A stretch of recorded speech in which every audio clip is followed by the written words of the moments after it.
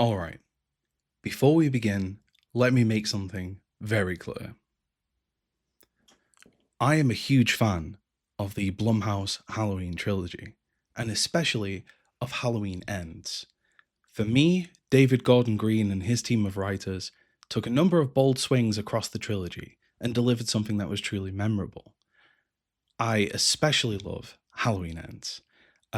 Not only would I say that it's my favourite of the Halloween Blumhouse trilogy, but I would easily place it in my top 5 of the entire Halloween franchise. So let me make it clear. This video is in no way intended to disrespect or dismiss the efforts by David Gordon Green, Paul Brad Logan, or anyone else who worked on Halloween Ends or the Blumhouse Halloween trilogy in its entirety. That being said, there is a reason why you clicked on this video, why you saw that title and decided to watch it. Halloween Ends is nothing if not controversial, primarily due to the addition of a brand new character to the franchise, Corey Cunningham. It's Halloween. We're gonna have a good time tonight. Today, we are going to look at addressing that controversy. But first, we need to look back at the road to Halloween Ends.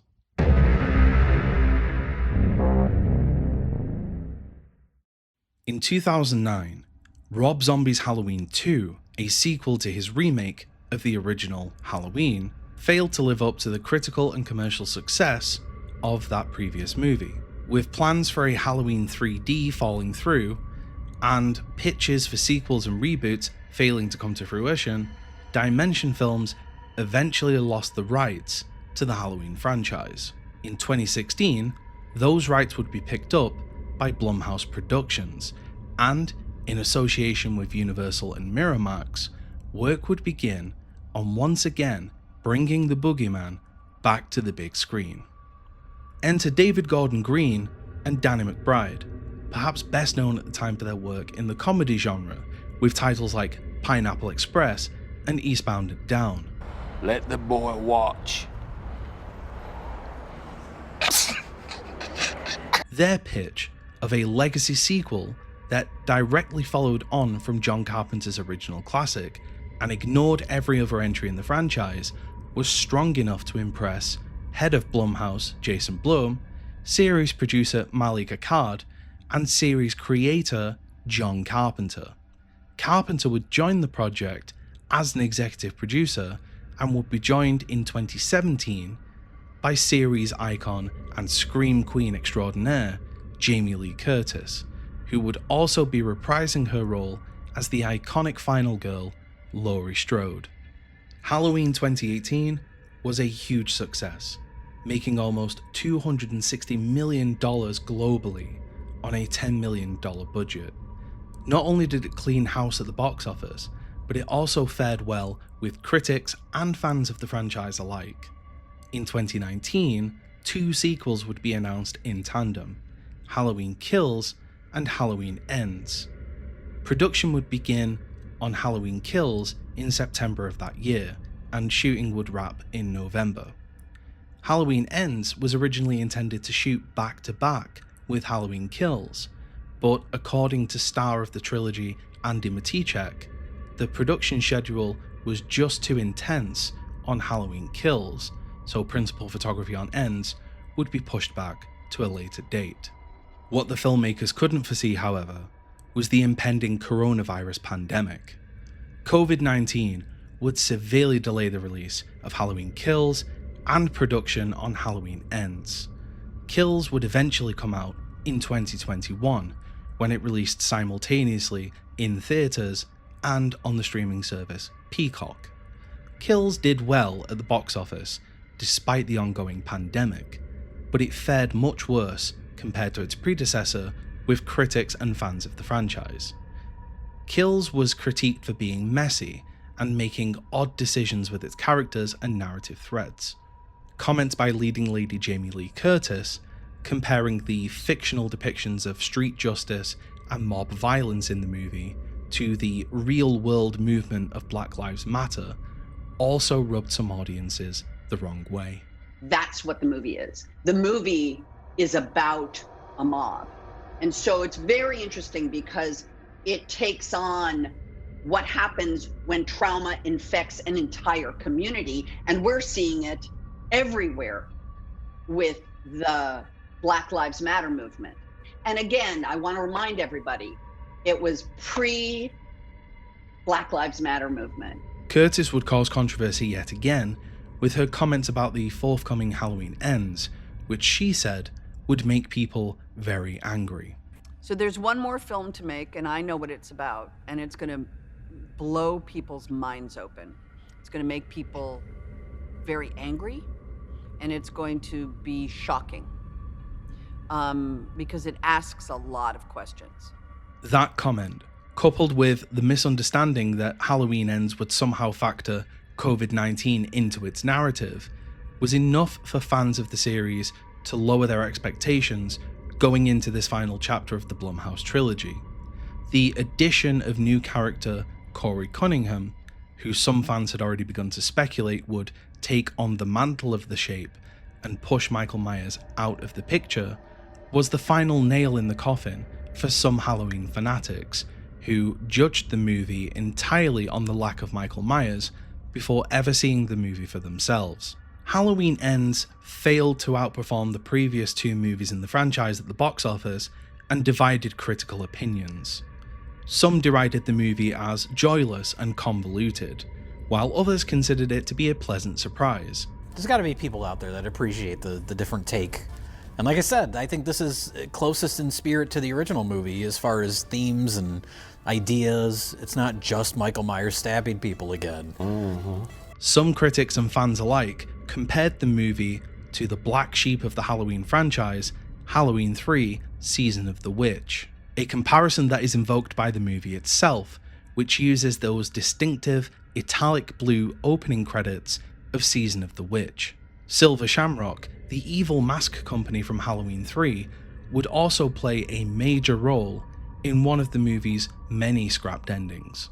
We were supposed to have a lot more Silver Shamrock in that movie. There was a whole storyline based on Silver Shamrock in Halloween Ends. The new Silver Shamrock mask was that scarecrow mask that Corey wears, the cat mask that Allison wears, and the Wolfman mask that the little kid wears before he falls down the stairs. Those were all supposed to be considered Silver Shamrock masks. At the end of Ends, you're in the Silver Shamrock factory and they're churning out Michael Myers masks.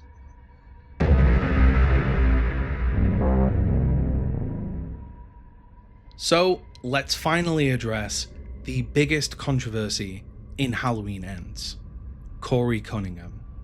And again, I want to make it very clear here. I am a huge fan of the Corey Cunningham character, and I really think that Rowan Campbell's performance in the movie is incredible. I think that he absolutely smashed it, and he did everything right. Again, this video is in no way intended to be a knock against the work that he did in Halloween Ends. However, there's something very strange to me about the creative decision to bring a brand new character into the final part of a trilogy, really the final part of a 4-part saga if you factor in the original Halloween, and make them the focus of the story. Although David Gordon Green and Paul Brad Logan have insisted that Corey Cunningham was part of the plan from the very beginning, one has to question that when Halloween Kills and Halloween Ends were originally intended to shoot back to back, and Corey Cunningham wasn't even cast until much later. Now, of course, many Halloween fans, casuals and diehards alike, would push back against the idea that Michael Myers is not the primary antagonist in Halloween Ends. That much is to be expected. See Halloween 3, for example. But would the fans have been quite as angry as they were if Corey Cunningham had been introduced and established in Halloween 2018 and Halloween Kills? I don't think they would. And I think that with one simple fix, you could easily sidestep much of the controversy around the Corey Cunningham character.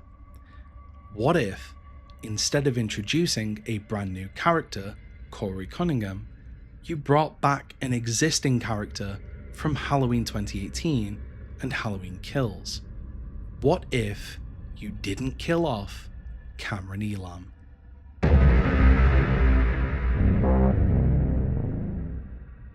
Cameron Elam is the boyfriend of Allison Nelson, Laurie Strode's granddaughter, in Halloween 2018. He turns out to be a real dick, cheating on Allison at the Halloween dance, but he comes back to redeem himself in Halloween Kills by saving Officer Hawkins from certain death and joining the hunt for the boogeyman alongside his father, Lonnie Elam. In the version of Halloween Kills we got, both father and son meet their grisly ends in the Myers house at the hands of the Shape. However, what if Cameron Elam survived his encounter with Michael Myers and went on to return in the final chapter of the Halloween Trilogy? Both Halloween 2018 and Halloween Kills go to great lengths to establish that the Elams are not well thought of by the town of Haddonfield. In the very first scene in which the Nelson family are introduced, Oh, mother! Oh, man. I got peanut butter on my penis. Ew, Dad. Ray is critical of his daughter Allison dating Cameron. We're excited to meet Cameron.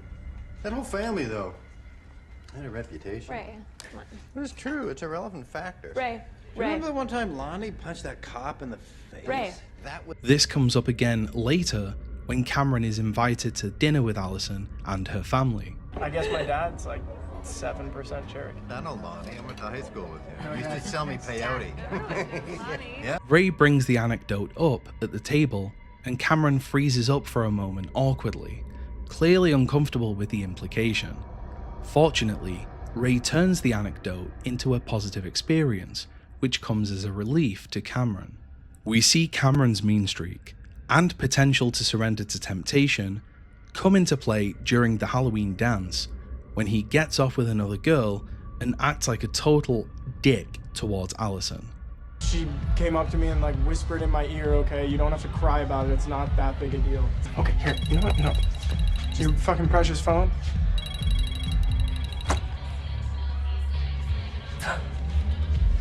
What the fuck? You gonna get that? Or you want me to get it?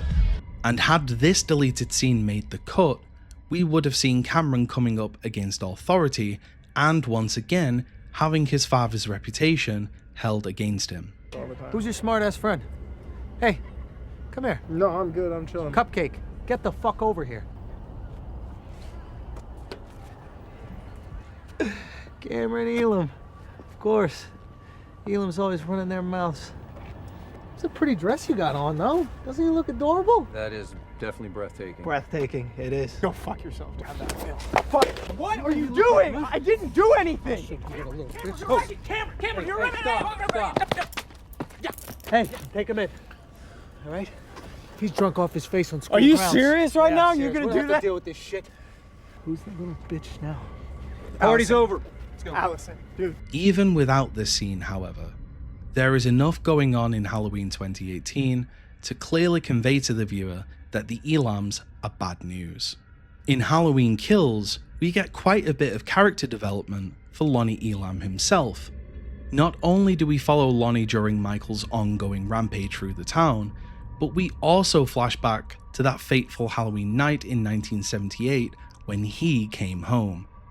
Lonnie was a minor character in the original movie, existing only to bully poor Tommy Doyle and get the piss scared out of him by Dr. Loomis. Hey, Lonnie, get your ass away from there. However, Halloween Kills expands upon what happened to Lonnie that night in both the theatrical and extended cuts of the movie. Lonnie, leader of the bullies, comes up against even bigger bullies when he bumps into the Mulaney's, and later the boogeyman himself, Michael Myers. But more on that later. You knew my dad?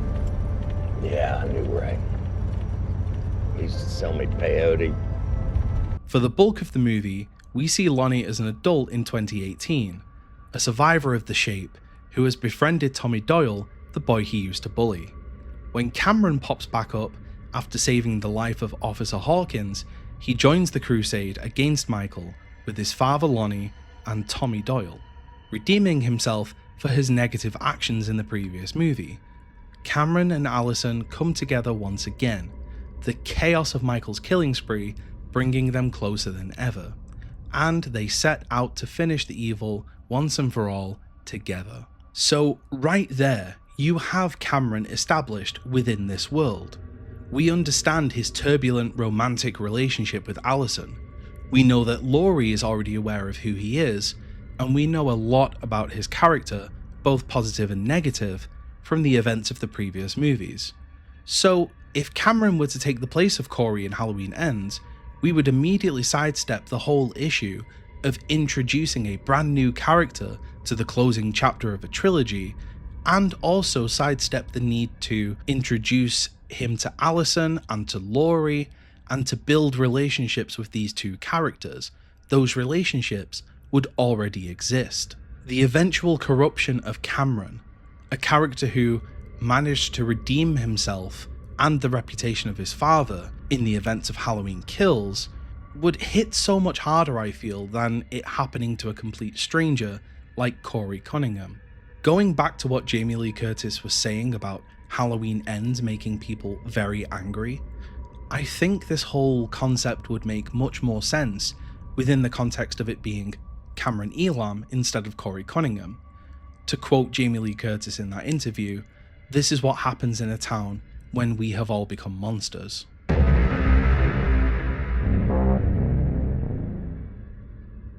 Okay, let's get into it.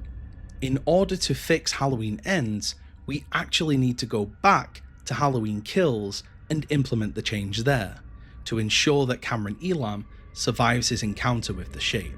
Now, that might sound a little convoluted, but walk with me here. Let's go back to young Lonnie Elam. In the original Halloween, Lonnie is the leader of a group of bullies who prey upon the young, innocent Tommy Doyle, filling his mind with paranoia over the boogeyman.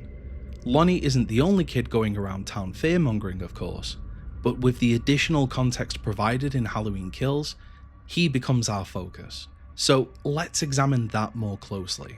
What happens after Lonnie scares Tommy?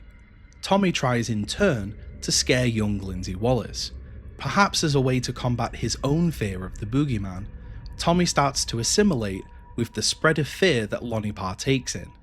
In Kills, we see that Lonnie himself is victimized at the hands of the Mulaney's, and, in a cruel twist of irony, we see that the Mulaney's are doing the exact same thing to Lonnie that he does to Tommy, teasing him with the idea that he's gonna get you.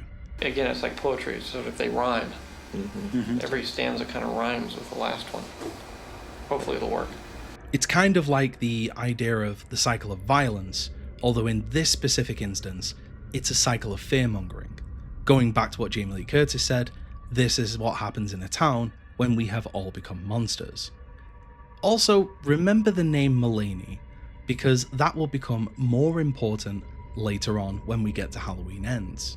That's what you get when you fuck with the Mulaney's. Lonnie finds himself crossing paths with Michael Myers, the boogeyman himself, and tucking into a fetal position, crying in regret for bullying Tommy Doyle. Lonnie is saved by the police. Note that Michael never lays a hand on Lonnie in this scene, and as a result, Lonnie inadvertently leads the cops to the Myers house, where Michael will eventually be captured. Now, what if Michael had laid his hands on Lonnie that Halloween night? Would we have seen the same transference of evil that we saw befall Corey, or that almost claimed Laurie Strode in Halloween Ends? Now, I know that one of you is going to bring up that kid from the original Halloween movie who gets grabbed by Michael outside of the school, but let's think about that for a second. A, that was a brief encounter, and B, that kid is a follower, not a leader. He does not show the same fascination for the boogeyman and obsession with the Myers house that Lonnie shows. It's the same fascination that draws Corey closer to the Shape, seducing him, and it's the same obsession that Laurie Strode has with getting revenge on Michael Myers and confronting the evil. So all three of these characters, I feel, would be susceptible to the transference of evil. That kid wouldn't. Get him out of here. We don't care. Now, what if Lonnie's curiosity was passed down to Cameron like some kind of hereditary disease? I mean, let's think about it. In this Halloween trilogy, the spread of evil is referred to in viral terms, like infection. In the years that followed, the people of Haddonfield descended into a plague of grief, of blame, of paranoia. The suffering Michael caused became an infection, passing on to people who never even crossed his path. The other kind of evil lives inside us, like a sickness or an infection. Don't want to get infected. Infected. It spreads through the town like a cancer, and it twists and corrupts people beyond repair. That's why there's this whole question of hope and optimism, and if it's even possible to achieve in Halloween Ends. As it stands, Lonnie is arguably responsible for leading the cops to the Myers house, and therefore highly responsible for Michael's capture. What if the sins of the father were visited upon the son later on in Halloween Ends? Okay, so Halloween Kills plays out just like normal until we get to the Myers house, when Cameron, Allison, and Lonnie arrive to face the shape. Lonnie goes in alone, coming full circle with that moment in the original movie where he wouldn't enter the house, and he is killed at the hands of Michael Myers.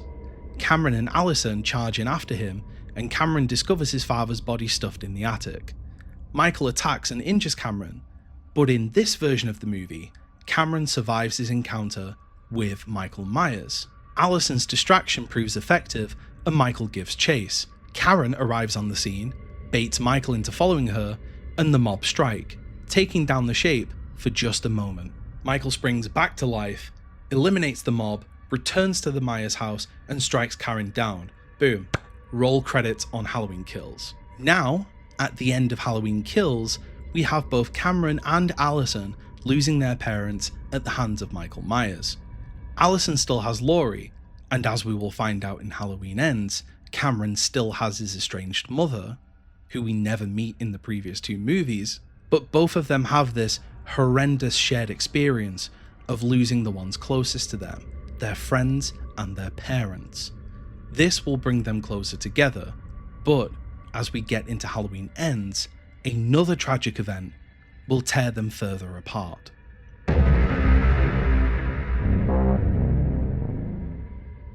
Halloween Ends picks up on October 31st, 2019, 1 year removed from the events of both Halloween 2018 and Halloween Kills. Oh, and for the purposes of this video, I'm not going to deepfake Dylan Arnold over Rowan Campbell's performance. That would be really weird. So just pretend that Rowan Campbell is playing Cameron Elam in the footage you're about to see. Kind of like how Maggie Gyllenhaal replaced Katie Holmes in The Dark Knight, or like Don Cheadle replaced Terrence Howard in Iron Man 2. Just think of it in those terms. Cameron, now regarded as an honourable and trustworthy member of society, takes a job babysitting a young boy called Jeremy. Perhaps Jeremy's mother tells Cameron that her kid is so afraid of being alone after what happened last year, that being looked after by Cameron, someone who survived their encounter with the boogeyman, would put her son at ease. Then, once Cameron is alone with the young boy, maybe he gets mad at him because the kid won't stop grilling him about Michael Myers. To get revenge on Cameron snapping at him, Jeremy plays a prank, trapping Cameron in the darkness and teasing him about the boogeyman. Again, it's like poetry, so if they rhyme, every stanza kind of rhymes with the last one. Hopefully it'll work. Cameron panics due to the PTSD and the trauma that he experienced the previous year at the hands of Michael Myers. He freaks out, and in his panic, he accidentally kills young Jeremy right as his parents walk into the house. Boom. Cue the Halloween theme, roll the opening credits. Now, in the 3 years between Jeremy's death and the events of Halloween Ends, Cameron has become a social pariah. Perhaps the people of Haddonfield refer to him as a bad seed, just like his father. Maybe some of them speculate that Cameron's brush with death at the hands of the Shape has marked or cursed him, or that with Michael Myers gone, Cameron is next in line to terrorize the town. He is the new boogeyman. The people of Haddonfield, the very same people who 1 year prior regarded him as a hero for facing up to Michael Myers, have now turned against him. Again, I can't help but feel like all of this would make a lot more sense, and it would have much more of an emotional impact on the audience if this was happening to a character that we've grown to know and understand over the previous 2 movies, instead of it happening to a complete newcomer like Corey Cunningham. Although Cameron is cleared of an aggravated manslaughter charge in court, the town of Haddonfield refuses to forgive him, at least for the most part. His relationship with Allison breaks down, seemingly beyond repair, and she ends up having a love affair with a slimy police officer called Doug Mulaney. That's what you get when you fuck with the Mulaney's. Cameron now lives with his previously estranged mother Joan and her partner Ronald, who serves as a kind of father figure for Cameron, and he also gives Cameron a job working at his scrapyard. One day, Laurie sees Cameron being ganged up upon by a school band of bullies. The bullies mock them both, and in a moment of petty revenge, Laurie and Cameron pop the tyres on the bullies' car.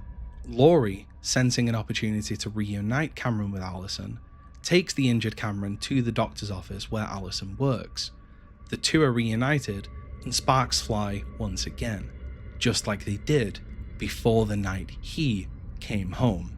Rather than being this sudden, out of nowhere, love at first sight story and trusting the audience to follow along with that, now you would be presenting the audience with the story of an old flame rekindled, which ties much closer into the running theme of Halloween Ends, which is dealing with trauma and trying to heal after it and trying to find positivity after the chaos. This would also give a different spin to Allison's reaction when talking to Laurie and Lindsay. So you did that on purpose? What? He was injured, he needed medical attention, and Dr. Mathis is the best in town. Do not believe a word she says. We pick up on a little bit of Cameron's home life next, and we see that there is something a little off with his mother. She is smothering and overly possessive with Cameron. The character of Joan in Halloween Ends is directly inspired by the character of Cheryl from 1981's Butcher Baker Nightmare Maker, played incredibly here by Susan Tyrrell. This movie is cited as a direct inspiration on Halloween Ends by David Gordon Green in various interviews, and this movie this kicks ass. If you take anything away from this video, watch Butcher Baker Nightmare Maker. It's awesome. We knew nothing about Cameron's mother in the previous 2 movies, so this character being introduced here works perfectly even in this revised version of Ends that I am pitching. Perhaps during their breakup, Joan was saying horrible things about Allison and calling her a bitch, saying she's not good enough for my boy, this and that. So Cameron keeps their reunion a secret from her. Speaking of reunions, we see Laurie bump into Frank Hawkins while out grocery shopping.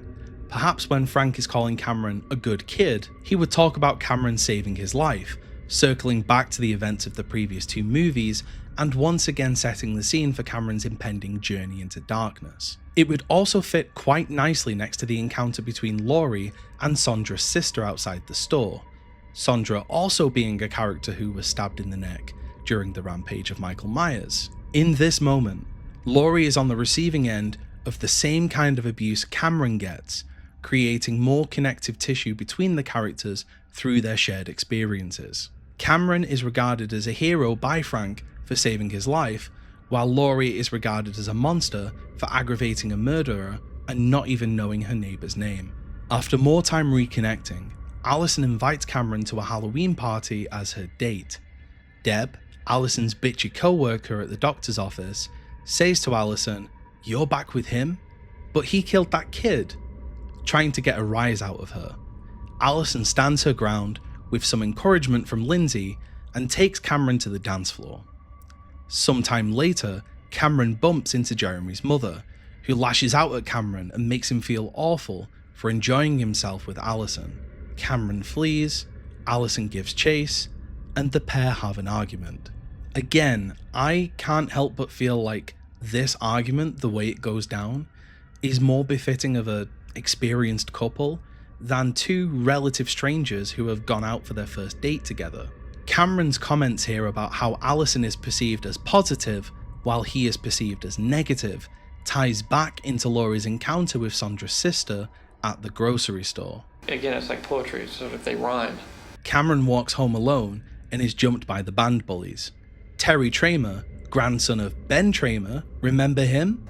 I'd rather go with Ben Tramer. Ben Tramer? Is the leader of the gang and the one who makes things personal with Cameron. Cameron fires back, talking about how Terry's father hates him. Maybe Terry says something like, well, at least I still have a father, just to heat things up a little bit more. Cameron is pushed over the bridge and crashes into the clearing below, passing out beside a sewer tunnel before being dragged away by the shape. When Cameron awakes, he tries to escape, but he is caught by Michael Myers. As Michael has a hold of Cameron, we see flashbacks of Cameron's experiences in the previous movies, culminating in the death of Jeremy. Cameron escapes and bumps into a vagabond who tries to force Cameron back into the cave. Cameron fights for his life and accidentally kills the vagabond before fleeing the scene. Upon arriving back at home, we see Cameron undergo a change, now looking through the blackest eyes, the devil's eyes. Allison gets passed over for promotion in favour of Deb, who is secretly having an affair with Dr. Mathis. Cameron turns up outside Laurie and Allison's home, and Laurie immediately notices that something is wrong. Cameron asks Allison to walk with him, tells her eerily, "I killed someone," then takes her to the abandoned home of Jeremy, whose blood still stains the flooring. We'd lose some of Allison's dialogue here about feeling like she knew Corey, not only because it wouldn't make sense in the context of this now being Cameron, but it always sticks out like a sore thumb to me as an attempt by the filmmakers to make the growing relationship seem less out of nowhere as it would otherwise. Laurie, concerned by the vibes she just picked up on from Cameron, goes to visit his mother Joan at her home.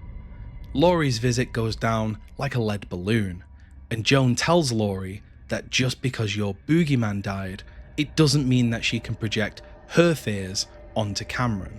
Cameron and Allison are at a diner when her creepy ex, Doug Mulaney, That's what you get when you fuck with the Mulaney's. stops by their table. Once again, we get an Elam and a Mulaney in conflict.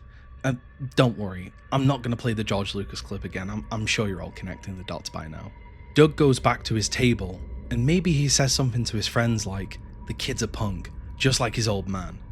Cameron takes Allison home, and Doug stalks behind, tailing Cameron back to the cave. Doug discovers the vagabond's body and chases Cameron into the tunnel. Hey! You don't fuck with Doug Mulaney! Where he is attacked by both Cameron and Michael Myers. In this moment, we see Cameron, an outsider, a pariah whose town has turned against him, siding with the one thing that instigated his whole pain in the beginning, the one thing that killed his father and killed his best friend and ruined his life, Michael Myers. In this moment, Cameron succumbs to the darkness because the darkness is the only thing that will welcome him in. It's the only thing that will give him a sense of belonging, and vice versa, hence the transference of evil being allowed to take shape and take form. There's something far more, I won't say poetic, but something far more meaningful and entrenched in the themes of the movie here if this is happening to Cameron, whose experiences we've already gotten to see, rather than Corey Cunningham, who we're only just being introduced to.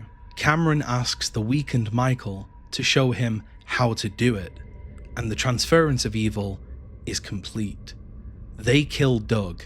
Michael seems to recharge before our very eyes and transform into the shape, and we should see flashes here of Cameron's past connecting back to the initial transference earlier on. We would get glimpses and flashbacks of the murders that most affected Cameron, namely his best friend Oscar, his father's friend Tommy, and his father Lonnie. This would really hammer home the fact that Cameron has truly fallen to the dark side. Cameron arrives at Allison's and the two discuss their past. Instead of the line, "Did Michael Myers let you live, or did you escape?" we would instead have Cameron asking, "Did Michael Myers let us live, or did we escape?" This would tie in a lot better with his encounter later on with Laurie Strode. Speaking of Laurie, she arrives home and, once again, the Shape is watching her. In a morbid twist of fate, Cameron is the one who has brought Michael Myers back into Laurie Strode's life. In Samuel's writing, fate is immovable like a mountain. It stands where man passes away. Fate never changes. Allison gets hounded by Deb, the tension between them escalating. Meanwhile, Laurie is talking to Lindsay about Cameron's change of personality, specifically the newfound darkness in his eyes. Lindsay introduces Laurie to Jeremy's father, who backs up her suspicions as he recalls a recent encounter with Cameron that scared him off of making amends. Did the town do this to him after the accident? Or was it always there? Dr. Mathis brings Deb home to celebrate her promotion and to continue their affair. We get to see Cameron working in tandem with Michael Myers to kill the pair, cementing the idea that Cameron will use Michael as an instrument to exact his revenge upon the town that betrayed him and his beloved Allison. Some fans are still really hung up on this scene, but I think it's very important to see Corey, or in this case Cameron, as a very inexperienced, highly charged, angry, rough killer, because it shows that he's still a human, unlike Michael Myers, who has fully transcended into something inhuman. And it also gives Cameron a very human motivation, unlike his mentor. Cameron takes Allison for another ride, and the pair arrive at the radio tower. They get into a verbal altercation with Willie the DJ, resulting in Cameron adding another name to his hit list. When he gets home, Cameron is smacked and scolded by his mother. Cameron doesn't react, showing that his humanity and his feelings are slipping away, and that he, like Michael, is beginning to transcend into the Shape. Add her to the hit list too. Cameron wakes up in Jeremy's abandoned home. He isn't alone, however, as Laurie is there waiting for him. She delivers a speech about the different types of evil, the external evil that attacks from the outside, and the evil that attacks from within the community. Their argument would stay the same, with one minor change. Instead of Corey saying to Laurie, "You brought me in," Cameron would be saying, "You brought me back in," which would mean a lot more in this new context. I'm the psycho. You're the freak show.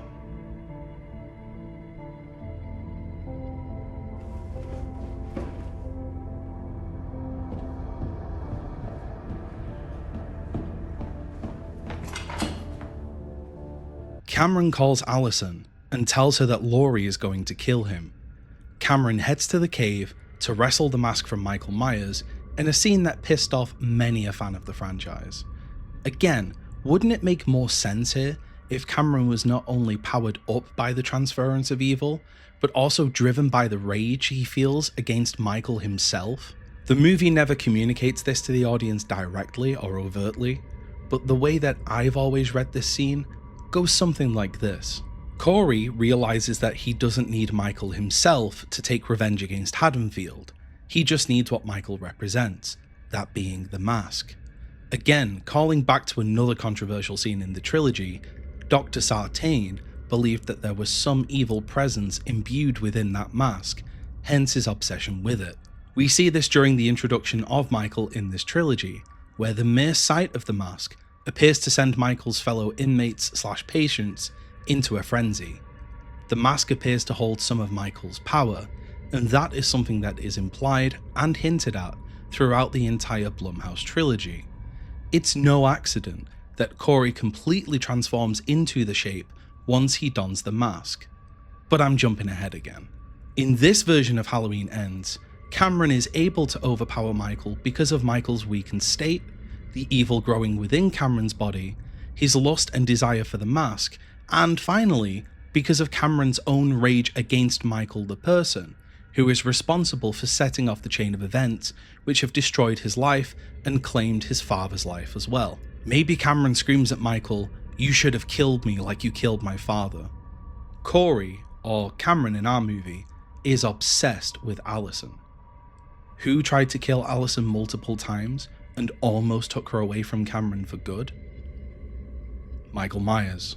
So in this conflict, think of this rage against Michael as giving Cameron a sort of damage multiplier, buffing his offense against Michael in this confrontation.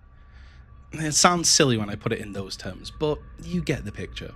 Cameron kicks off his rampage by targeting the bullies and baiting them into chasing him back to the junkyard. Meanwhile, Allison is packing as she intends to leave town with Cameron. Laurie tries to talk her out of it, but the two argue and Allison splits. Back to the scrapyard, the bullies are trapped and killed off one by one. Ronald arms Terry with a gun and the two head out, just like Lonnie and Cameron in Halloween Kills, and Ronald is killed in the crossfire. Cameron loses yet another father figure, but this time the blame is firmly on his shoulders. Cameron finishes the bullies off, goes home to kill his mother, and then heads to the radio station, where he exacts his vengeance against the poisoned tongue of Willie the Kid. Cameron has, throughout this killing spree, completely embodied the shape and moves just like Michael, thanks in part to the power of the mask. There's only one name left on Cameron's hit list: Laurie Strode. Allison, ignoring calls from her grandmother, heads to Cameron's house, but he isn't there. Laurie, home alone, drinks and grabs her gun. She reports her own suicide to the police, and then, in a scene that oddly recalls a deleted scene from Halloween 2018, turns the gun on herself. Cameron is baited into the room where he finds Laurie waiting for him. She shoots him, he falls to the floor below, recalling Laurie's own fall from the original movie, and Laurie chastises the wounded killer, removing his mask and allowing the human emotion to flood back into Cameron for one final time. Cameron, realizing that Allison has just arrived outside, reminds Laurie that if he can't have her, no one can, and stabs himself in the throat, framing her for his murder with the chaotic scene that awaits Allison once she opens the door. Doesn't this hit a lot harder for audiences if, instead of it happening to Corey Cunningham, a character that we've only known for an hour and change, and that Allison and Laurie have only known for a couple of days, this is happening to Cameron Elam, who we've seen grow and develop over the last couple of movies? Allison flees, and Laurie, completely and utterly defeated, contemplates killing herself for real. All of a sudden, Michael Myers arrives and does what he failed to do 4 years prior, snapping Cameron's neck and killing him for good. Then we get the big title fight between Laurie and Michael, with the image of the knife from the previous two movies coming back into play. The final shot of Halloween 2018 is Allison holding the knife. In Halloween Kills, Allison hands the knife back to Laurie, and in the extended version of that movie, the final shot is Laurie walking through the hospital with that knife. I believe this is the same knife that Laurie pulls from the drawer, because it looks like it's from a different time. It looks like the knife that Michael used in the original movie. So maybe this is some kind of opposing item to Michael's mask that will allow Laurie and Allison to finally put the shape down once and for all. Laurie has Michael down for the count, but with one last gasp, he tries to corrupt Laurie with his evil. You should give in. You should surrender to that feeling you had the first time you ever looked into his eyes. Make no mistake, what's happening to Laurie in this scene is the same thing that happened to Corey/Cameron earlier in the movie. It's the transference of evil. Yes, there was originally an ending where Laurie was dealing with the effects of the evil transferring into her. Now, that ending was obviously cut from the movie, but the implication stays the same for this sequence. Allison arrives in the nick of time and helps Laurie to put an end to Michael Myers. The knife that transfers between them in the previous movies is the instrument that brings them back together. Hawkins arrives, Laurie and Allison lead a town procession to the junkyard, and Michael is turned into mincemeat. The end, but not quite. As the movie is wrapping up, Laurie and Allison discuss Cameron being corrupted by evil. This serves a purpose in the actual movie when they're talking about Corey, of course, but here, with Cameron, it would feel like an appropriate bookend for his story. Remember, Cameron was discussed in Allison's first ever scene in the trilogy, and here he would be discussed in her last. Again, it's like poetry, so if they rhyme. Forgive me, I'm sorry, I just had to get one more in there. In conclusion, I feel that by keeping Cameron Elam instead of bringing in Corey Cunningham, Halloween Ends would have been more appropriate as an end to a trilogy, tying together all three movies with one major character arc that spans the entire story. The thematic elements of the trilogy, and especially of Halloween Ends itself, would be more prevalent and arguably more impactful for the viewer, especially when it comes to the idea that evil changes shape, and that the potential for evil lives and breathes within all of us. But at the end of the day, this is all just my subjective opinion. As something of a Halloween fan, of course. But what do you think? Do you like the changes that I've proposed? Do you think that Halloween Ends is perfectly fine just the way it is with Corey Cunningham? Or maybe even you think that this movie is just beyond saving? Whatever your thoughts are, I'd love to hear them. So please drop them down below in the comments. But until next time, stay safe, thanks for watching, and happy Halloween. Now, where did I put that mask?